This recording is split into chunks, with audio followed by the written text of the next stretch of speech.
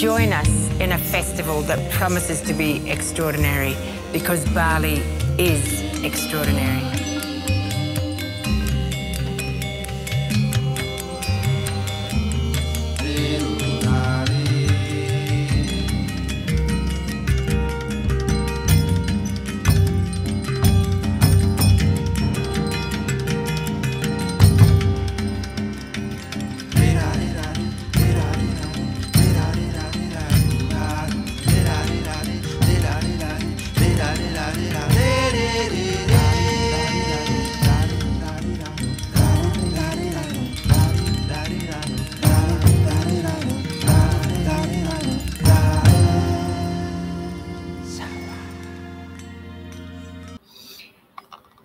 Hi everyone, welcome to Ubud Writers and Readers Festival 2021.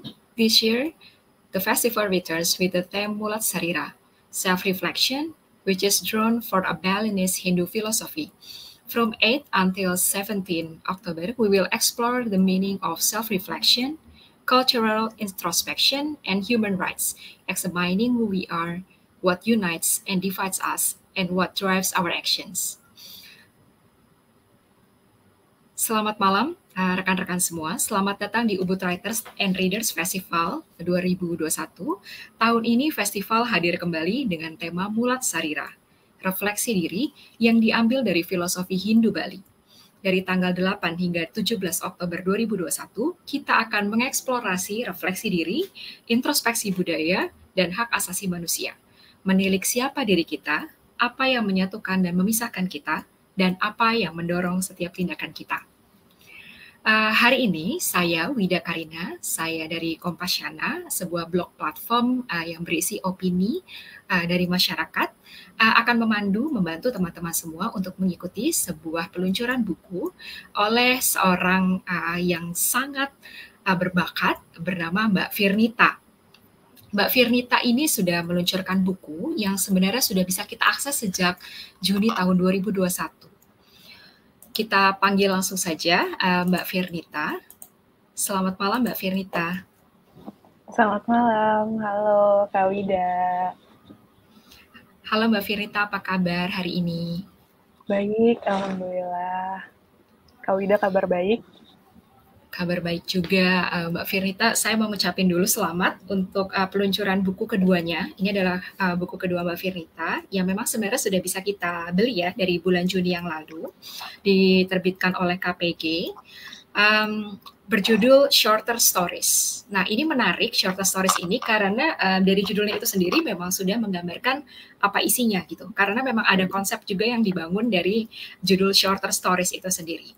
Nah, Mbak Firnita, untuk pertama-tama untuk kita saling mengenal bagaimana Shorter Stories dapat lebih dipahami oleh para penyimak kita dari rumah, aku mau bertanya dulu yang pertama kali adalah sebenarnya apa sih Mbak Firni yang melatar belakangi sampai Shorter Stories ini bisa terbit? Kisah di baliknya. Oke. Silakan Mbak.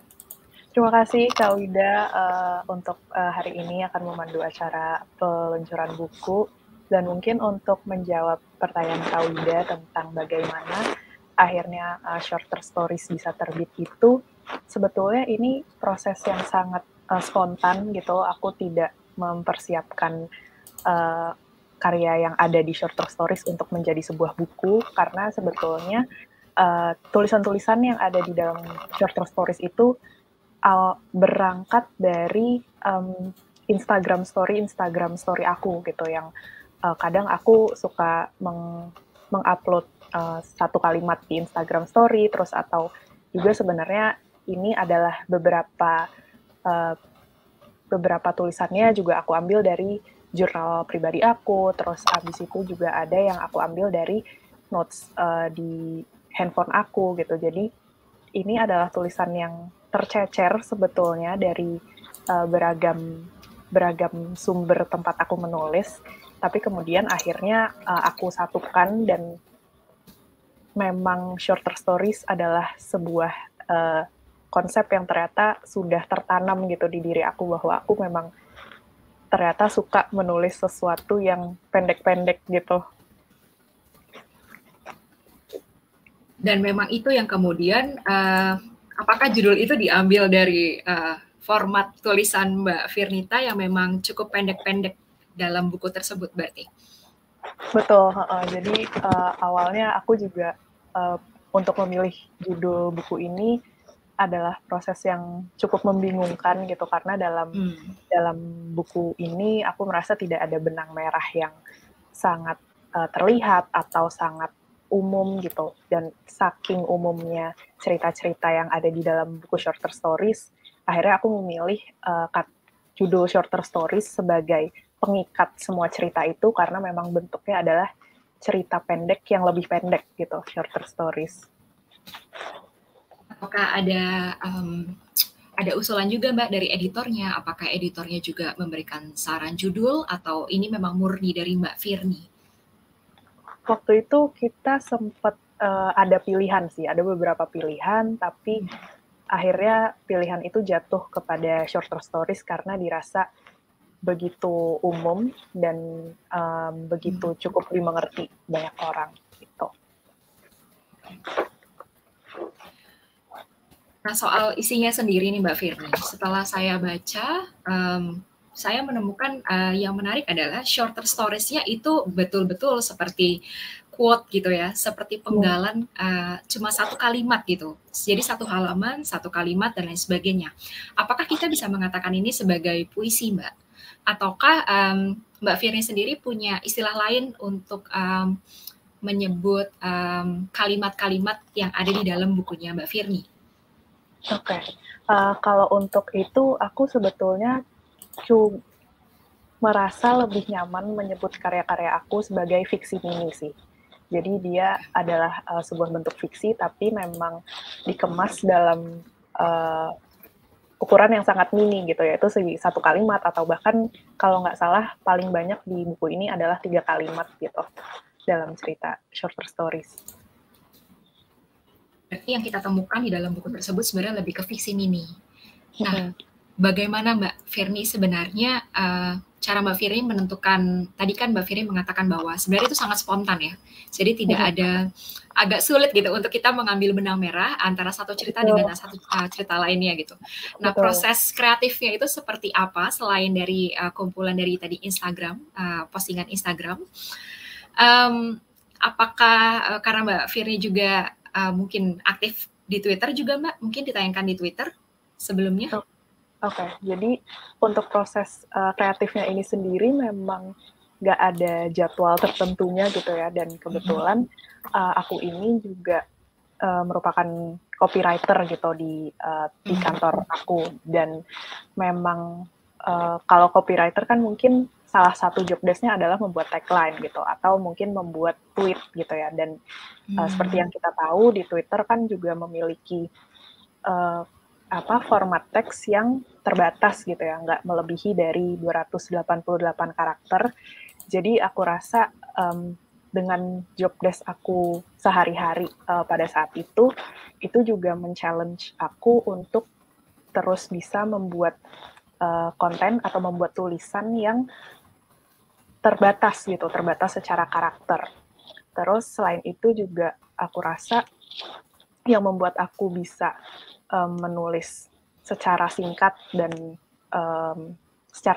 dan padat gitu ya, aku juga mengambil ini dari beberapa jurnal aku gitu. Jadi aku memang orang yang suka journaling gitu ya, jadi setiap hari menulis, setiap hari menuangkan pikiran dalam jurnal aku, dan setelah beberapa saat gitu aku juga suka membaca ulang jurnal-jurnal aku, dan dari jurnal-jurnal aku melihat ada potongan-potongan kalimat yang aku rasa kalimat ini bisa berdiri sendiri gitu, tanpa konteks lain, tanpa aku harus oversharing tentang diri aku gitu. Jadi aku mengambil si potongan-potongan kalimat itu dari jurnal aku gitu sih, untuk proses dan mungkin kenapanya aku bisa menulis cerita sependek itu, seperti itu kayaknya. Berarti kalau boleh kita kalau kita simpulkan kayaknya terlalu sempit ya. Boleh kita semua tahu nggak Mbak, proses kreatifnya berarti butuh berapa lama sampai akhirnya terkumpul satu buku?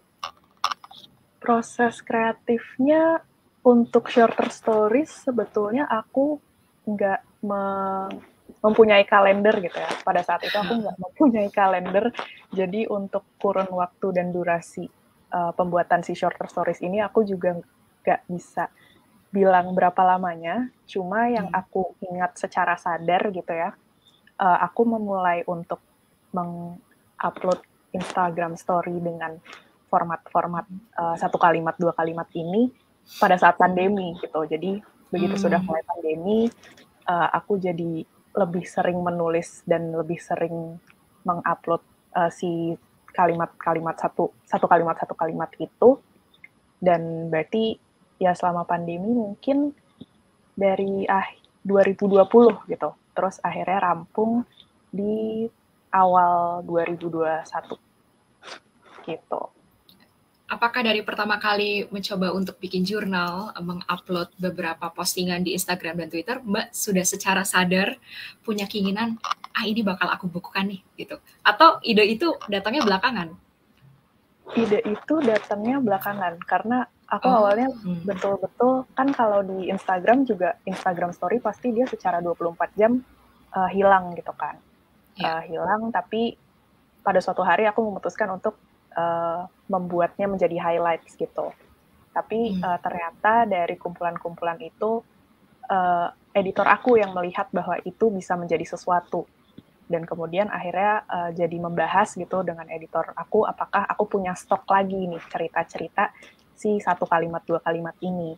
Dan akhirnya aku jadi menggali sumber-sumber tempat aku menulis gitu, contohnya seperti notes aku di HP, terus abis itu juga dari jurnal-jurnal harian aku gitu, dan akhirnya aku jadi memetik cerita-cerita lain gitu yang bisa digandengin sama cerita-cerita yang udah pernah aku upload di Instagram Story gitu. Berarti ketika Mbak journaling, ketika membuat post di Instagram dan Twitter, itu semua adalah pengalaman sehari-hari Mbak Firni, idenya? Kayak curhat? Mungkin nggak melulu tentang pengalaman juga sih ya, karena aku juga suka mengonsumsi bentuk karya lainnya gitu. Misalnya aku suka mendengarkan musik, aku juga suka menonton film atau serial gitu, dan kadang biasanya setelah mengonsumsi karya-karya itu ada perasaan yang tertinggal gitu di aku, kayak semacam residu gitu, di mana aku rasa ini adalah rangkuman perasaan aku dari setelah mengonsumsi karya-karya tersebut, dan aku rangkum dalam 1 kalimat gitu. Jadi nggak semua tentang pengalaman sehari-hari, tapi ada juga yang aku ambil gitu dari karya-karya lainnya yang membekas juga gitu di aku. Oke. Ini terkait dengan si Mulat Sarira tadi ya, gagasannya, apa yang mendorong kita untuk melakukan sesuatu. Oke, ini menarik Mbak Firnita. Lalu, kayaknya kami perlu tahu juga deh Mbak, apa sih Mbak perbedaan antara shorter stories dengan buku pertamanya Mbak Firni yang judulnya String Attached gitu. Apakah sebenarnya keduanya ini sama-sama kisah-kisah pendek dalam 1 atau 2 kalimat, atau berbeda sama sekali? Oke. Kalau untuk yang Strings Attached itu secara format memang sama-sama fiksi mini. Jadi dia adalah kumpulan cerita yang lebih pendek daripada cerita pendek juga. Cuma untuk topiknya itu di Strings Attached lebih mengerucut gitu, di mana topiknya adalah tentang hubungan romantis, yang akhirnya aku beri judul Strings Attached gitu, di mana buku itu menceritakan tentang karakter yang tidak bernama dan karakter yang bisa berubah-ubah setiap ceritanya gitu, tapi intinya adalah menceritakan tentang hubungan romantis. Dan di situ juga ada pembabakan, di mana ada babak di mana kita berharap, yaitu babak hope, terus abis itu babak di mana akhirnya menjalani dan merasa senang, yaitu babak bliss. kemudian di akhir ada babak di mana kita merasakan kesedihan karena hubungan romantis, yaitu babak despair. Jadi memang di Strings Attached itu karya yang lebih bukan umum juga sih, lebih punya garis besar yang memang disengajakan gitu. Kalau shorter stories itu dia nggak punya garis umum yang disengajakan, terus abis itu yang mengikat mereka menjadi satu buku hanya si formatnya aja, format si fiksi mini shorter stories 1-3 kalimat. Sedangkan kalau yang untuk Strings Attached itu dia lebih dari 3 kalimat sih, bisa 1-3 halaman gitu untuk setiap ceritanya. Tapi tetap tergolong pendek kalau menurut aku gitu. Berarti untuk di shorter stories ini dengan total berapa halaman Mbak Firni? Mohon maaf. Total itu ada 151.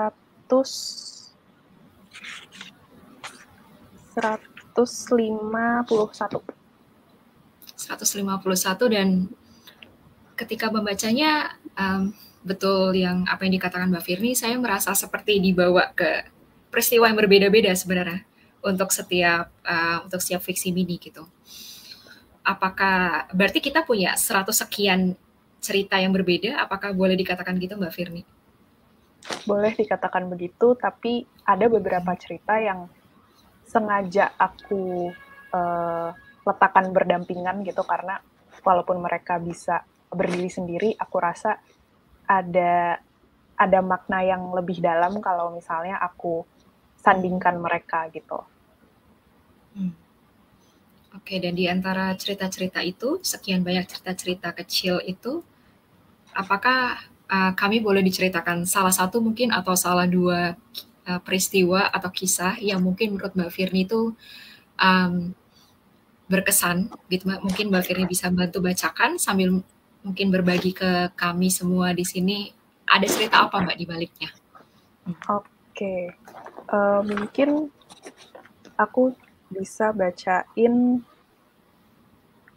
4 cerita kali ya, karena ini cerita yang sebetulnya tadi itu aku percaya dia bisa berdiri sendiri, cuma ternyata begitu masuk pada proses ilustrasi dan proses mengurutkan cerita, aku merasa mereka perlu didampingkan gitu bersama-sama. Dan ini adalah cerita pada halaman 74 hingga halaman 77. Jadi pada halaman 74 itu ceritanya, they were each other's first, that's why they don't last. Kemudian pada halaman 75, ceritanya adalah they grow up outgrowing each other. Dan di halaman 76, ceritanya adalah growing up is inevitable, but also a choice. Dan di halaman 77, ceritanya adalah they were minors, but they were major. Gitu. Mungkin aku sembari tunjukin juga kali ya buat teman-teman yang belum belum membaca dan belum sempat lihat gitu. Ini untuk halaman 74 dan 75 juga ada ilustrasinya. Terus pada halaman 76 dan 77 juga ada ilustrasinya. Gitu.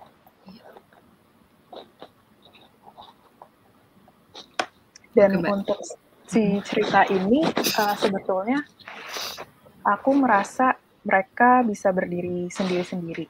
Cuma ternyata pada saat proses ilustrasi, ilustrator aku memutuskan untuk memberikan ilustrasi yang sangat menggerakkan aku gitu ya, di mana ada ilustrasi, ada gambar laki-laki dan perempuan yang saling bertolak punggung, saling membelakangi satu sama lain gitu.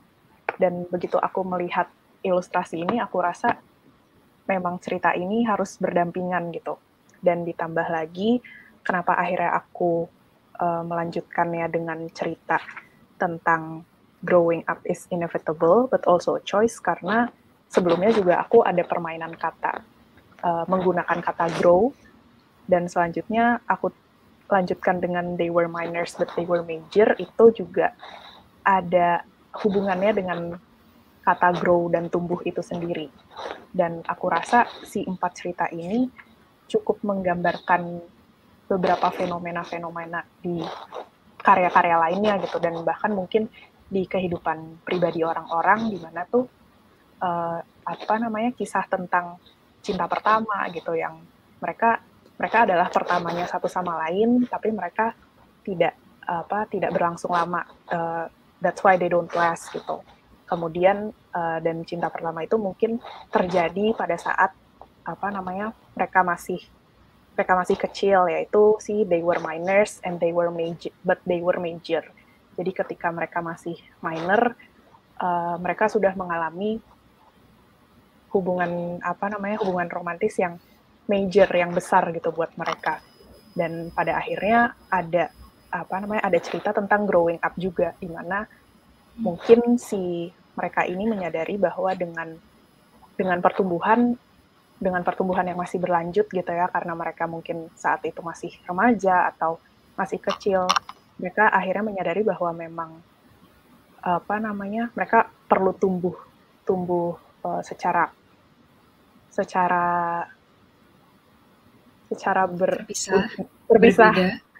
berbeda, secara terpisah gitu. Itu untuk empat cerita itu yang tadi ya, Mbak? Latar belakangnya dari situ. Saya juga sempat baca di salah satu diskusi Mbak yang sudah pernah tayang di Instagram, itu juga ada latar belakangnya karena selama pandemi juga Mbak Firni cukup terpapar dengan kata-kata grow. Betul. Itu sempat diucapkan juga gitu. Betul. Apakah periode pandemi kemarin juga cukup berpengaruh Mbak terhadap pembuatan fiksi-fiksi mini yang ada di Shorter Stories? Aku rasa memang sangat mempengaruhi ya, karena aku juga baru memulai lagi journaling itu selama pandemi gitu. Jadi aku rasa kalau misalnya aku tidak membiasakan diri untuk melakukan journaling lagi, aku rasa si Shorter Stories ini juga tidak akan lahir gitu. Jadi memang pandemi adalah bibit dari ide-ide dan cerita yang akhirnya lahir di Shorter Stories gitu.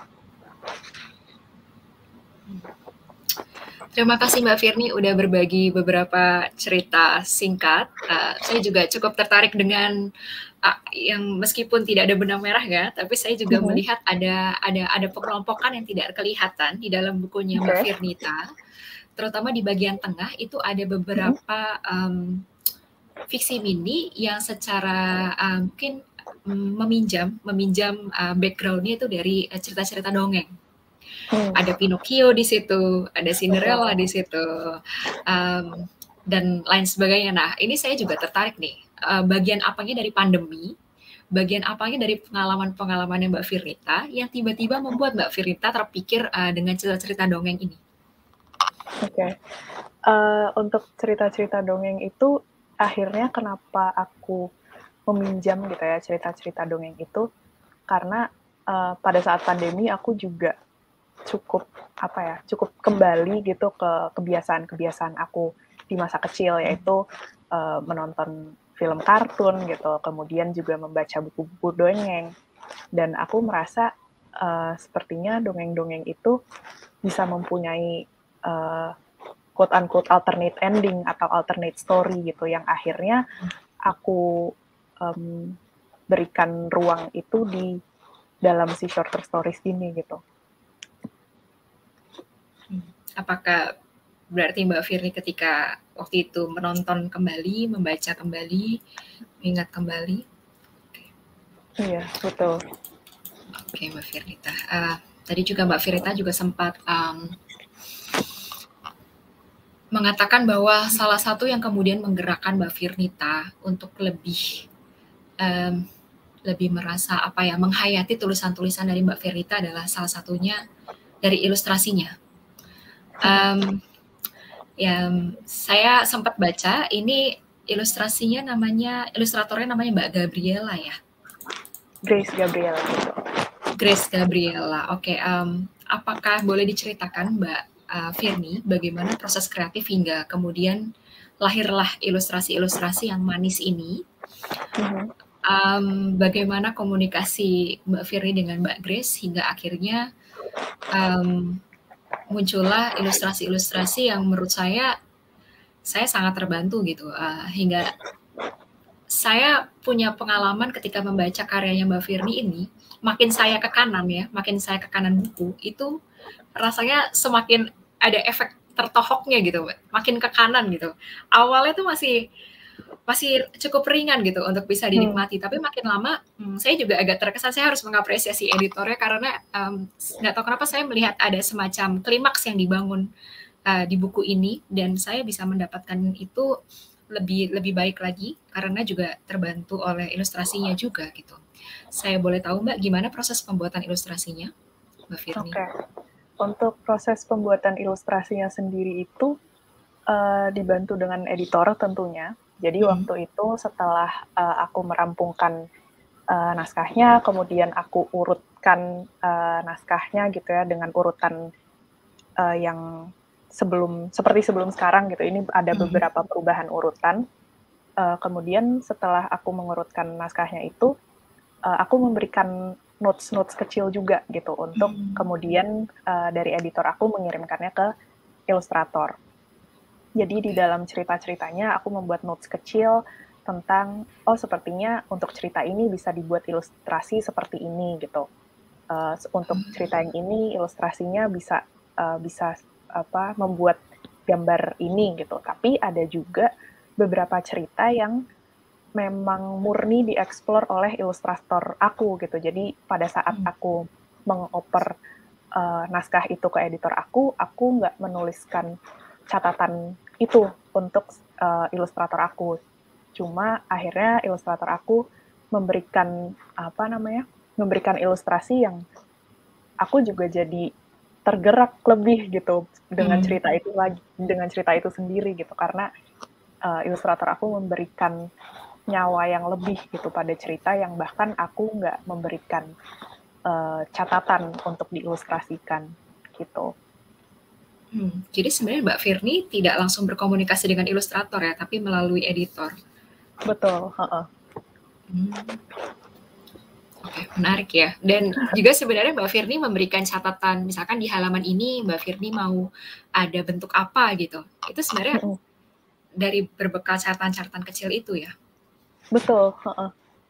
Dan catatannya juga nggak yang mendetail gitu. Jadi aku sangat senang gitu dengan tanpa catatan yang sangat detail, ilustrator aku bisa mengeksplor sesuatu yang di luar ekspektasi aku juga gitu. Oke, berarti untuk pembuatan bukunya tidak perlu banyak revisi ya, sepertinya Mbak Firly.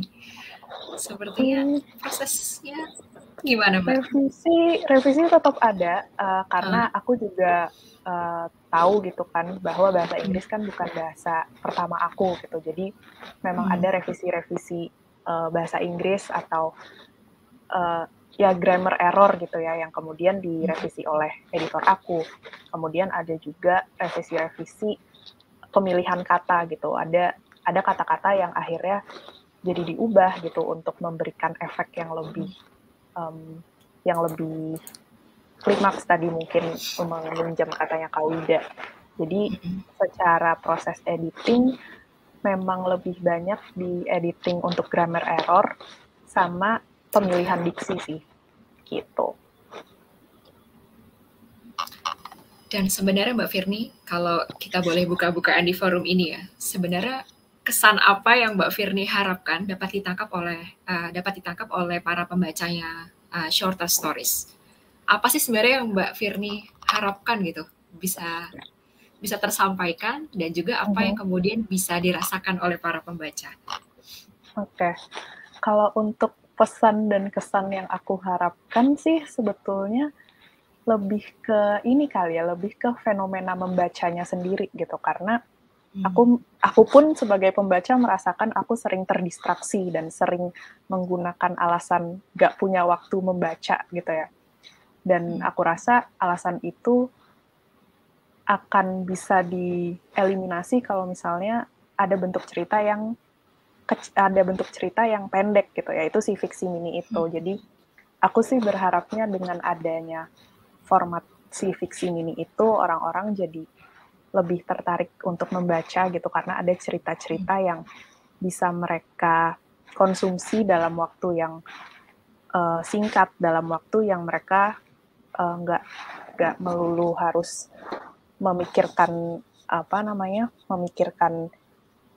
kesinambungan cerita dari awal sampai akhir gitu, karena aku rasa dengan bentuk cerita yang pendek-pendek ini pembaca juga bisa membuat dunianya sendiri gitu di dalam pikirannya gitu sih. Jadi apa mungkin Mbak Firly juga membuka peluang bagi para pembaca mengambil makna dari potongan fiksi mini, mengambil makna fiksi-fiksi mini yang ada di dalam shorter stories untuk kemudian bisa kita aplikasikan ke masing-masing konteks yang dialami oleh masing-masing pribadi gitu, Mbak.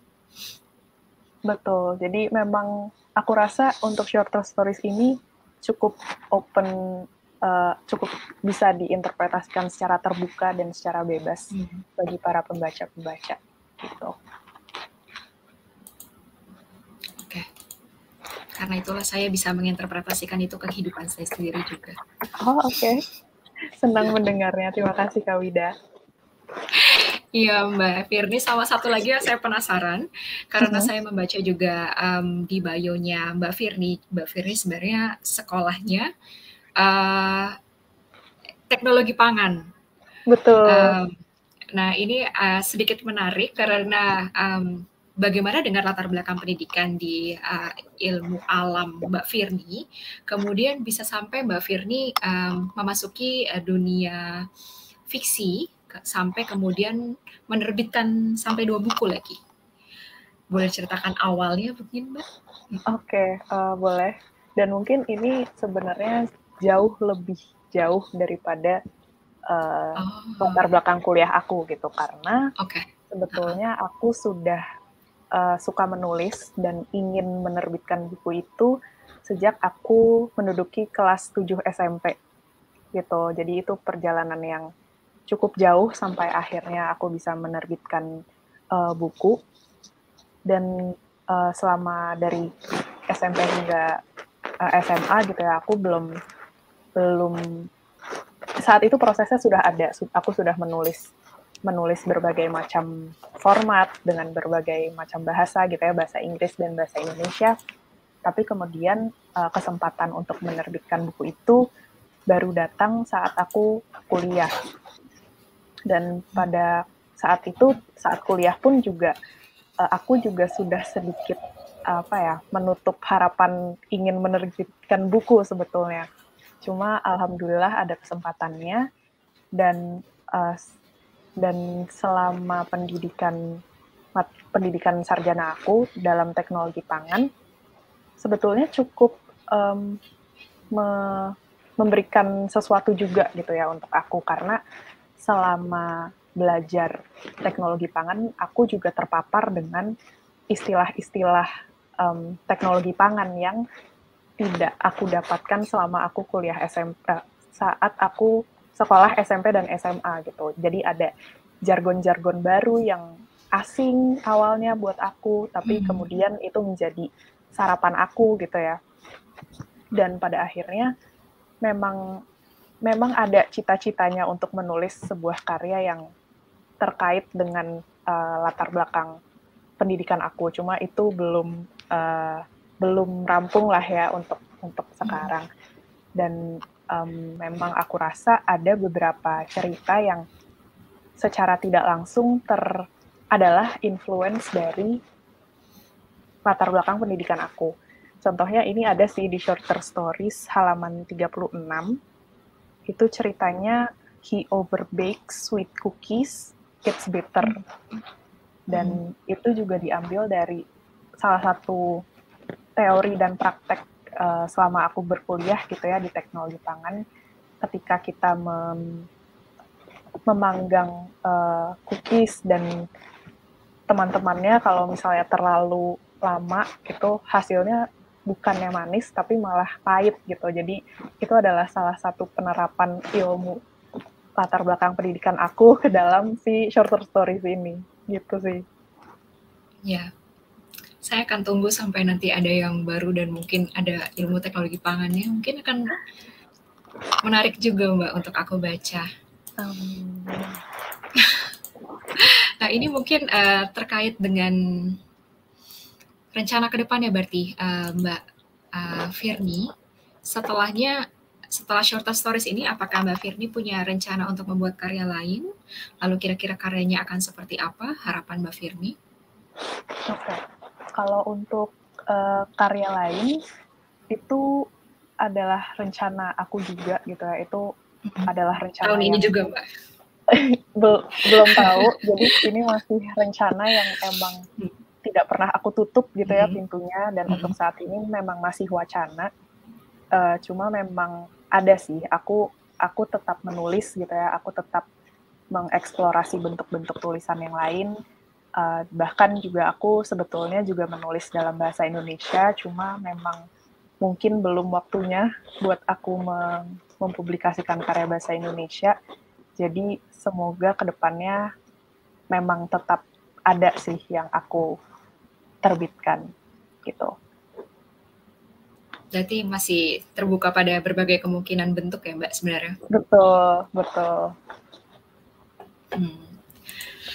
Nah oke, Mbak Firni, mungkin waktu kita sudah tinggal sedikit, tetapi ada satu juga hal yang aku rasa ingin sekali aku tanyakan, terkait dengan tren fiksi di antara kita ya di Indonesia. Satu hal yang aku lihat adalah makin kesini cukup banyak juga penyair-penyair muda kita, orang-orang yang membuat puisi di Indonesia, itu memilih format puisi yang memang lebih singkat. Seperti Mbak Firni ketahui juga, fiksi mini juga salah satu sempat menjadi tren juga di Instagram, yang seperti Mbak Firni pernah lakukan juga. Nah, bagaimana Mbak Firni melihat bentuk puisi kontemporer? Apakah memang ini sedang trennya gitu? Apakah nanti suatu saat akan kita berganti trennya? Dan terutama untuk penggunaan bahasa, karena fiksi-fiksi mini ini juga cukup banyak yang menggunakan bahasa Inggris, terutama untuk yang sudah dibukukan. Aku melihat ada beberapa contoh juga fiksi mini dalam bahasa Inggris gitu, yang cukup singkat dengan ilustrasi yang juga kekinian gitu. Nah, menurut Mbak Firni bagaimana? Apakah Mbak Firni juga merasa lebih nyaman dengan bahasa Inggris ketika membuat karya gitu? Oke. Mungkin untuk pertanyaan ini aku nggak bisa merepresentasikan penulis-penulis lain yang juga menulis fiksi mini dengan bahasa Inggris. Cuma kalau dari pengalaman pribadi aku juga kebetulan selama kuliah itu aku mendapatkan pelajaran yang memang dipaparkan dengan bahasa Inggris gitu. Jadi selama kuliah tuh aku jauh lebih familiar dengan bahasa Inggris, dan latar belakang itu aku rasa memengaruhi aku dalam menulis gitu, karena terbiasa menulis laporan dengan bahasa Inggris, kemudian terbiasa membuat presentasi dengan bahasa Inggris. Jadi pada saat itu mau tidak mau yang aku buka adalah thesaurus bahasa Inggris, kemudian kamus bahasa Inggris dan sejenisnya gitu. Sedangkan aku rasa dengan bukan tren sih. Aku rasa memang setiap penulis punya zona nyamannya masing-masing dan punya alasannya masing-masing kenapa mereka menulis dengan bahasa Inggris. Tapi kalau untuk aku, alasannya mungkin itu tadi, karena aku punya latar belakang berpendidikan di kampus yang bahasa pemaparannya adalah bahasa Inggris, jadi aku lebih familiar dengan bahasa Inggris. Dan untuk tadi tren tentang fiksi mini, lagi-lagi aku juga nggak bisa mewakilkan penulis-penulis lain yang menulis fiksi mini gitu. Cuma untuk pengalaman pribadi aku, kenapa aku rasa fiksi mini adalah sebuah format yang quote-unquote kekinian, itu mungkin terkait juga dengan attention span-nya orang-orang sekarang gitu. Aku merasa semakin kesini itu attention span kita semakin pendek, dan aku pun juga merasakan itu gitu. Aku saat aku masih SMP, saat aku masih SMA, aku tuh bisa menghabiskan satu novel dalam maksimal 3 hari gitu. Sedangkan sekarang untuk menghabiskan satu novel tuh aku bisa butuh waktu berminggu-minggu. Jadi aku rasa fiksi mini atau puisi-puisi yang jauh lebih pendek itu juga terpengaruh juga. Ini sebetulnya antara ayam dan telur sih ya. Aku nggak tahu mana yang duluan. Apakah attention span kita yang memendek duluan atau si tren ini terlebih dulu. Cuma aku rasa mereka berdua adalah keterkaitan ya. Keterkaitan, betul. Oke. Terima kasih untuk jawabannya Mbak Firni. Memang nggak berbohong juga gitu. Preferensi kita juga menentukan bagaimana cara kita membuat fiksi, dan kami bisa mengetahui sekarang ternyata konten-konten yang dibuat oleh Mbak Firni baik di media sosial maupun yang akhirnya menjadi fiksi mini kemudian dibukukan juga kembali lagi ke pengalaman hidupnya Mbak Firni. Mbak Firni, kita sudah ada di penghujung peluncuran buku. Kami bisa dapat pesan untuk para calon pembaca atau mungkin orang yang sudah membeli karya Mbak Firni. Apakah ada pesan-pesan khusus? Pesan khususnya, aku rasa untuk membaca shorter stories, nggak ada urutan yang betul, nggak ada urutan yang benar gitu ya. Karena aku juga mendapatkan dari cerita teman-teman aku, ada yang membacanya malah secara acak gitu. Dia baca dari tengah, dari belakang, dan beragam lah cara membacanya. Dan mereka tetap bisa mendapatkan maknanya masing-masing gitu untuk si shorter stories ini. Jadi aku rasa untuk membaca shorter stories itu juga bisa menjadi pengalaman yang berbeda gitu untuk kalian, karena ini cerita yang bisa dikonsumsi dari halaman berapapun dan secara acak. Jadi mungkin itu sesuatu yang bisa dicoba oleh para calon pembaca. Tapi kalau ingin membaca dari awal sampai akhir pun juga itu bukan suatu masalah, karena aku pun juga dalam mengurutkan shorter stories memang sengaja membuat urutan seperti itu gitu. Mbak Firita, terima kasih sudah berbagi dengan kami hari ini. Sekali lagi saya ucapkan selamat untuk peluncuran buku shorter stories-nya yang sebenarnya sudah bisa, sama-sama Mbak, sebenarnya sudah bisa kita beli ya sejak Juni lalu sampai sekarang. Jadi kalau misalkan teman-teman ingin kalau misalkan memang langsung mau mendapatkan si shorter stories ini, maka teman-teman bisa membelinya di gramedia.com. Atau bisa juga dengan mengakses website Ubud Writers and Readers Festival. Nanti teman-teman tinggal klik aja, nanti bisa langsung diarahkan ke halaman pembelian. Begitu ya Mbak, kurang lebih ya? Betul. Nah, saya sebenarnya masih ingin ngobrol-ngobrol dengan Mbak Firni, karena saya suka dengan karya Mbak Firni, dan senang sekali hari ini bisa memoderatori Mbak Firni.